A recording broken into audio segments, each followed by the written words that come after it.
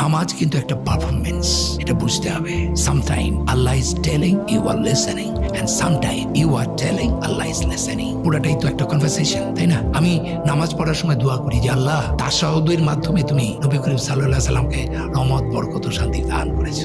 তাশাহুদে সে আবার তার উম্মতকে রেফার করেছে। সেই রেফার অনুযায়ী তুমি তোমার রহমত, বরকত ও সালাম আমার এই সালাম ফিরানোর মাধ্যমে পৃথিবীর সমস্ত যা আছে মুসলমান বিশ্বাসী অবশ্যই প্রাণীকুল সবার কাছে পৌঁছে দাও। এটাই হচ্ছে মুহাম্মদ সাল্লাল্লাহু আলাইহি সাল্লামের উম্মতের আসল জায়গা।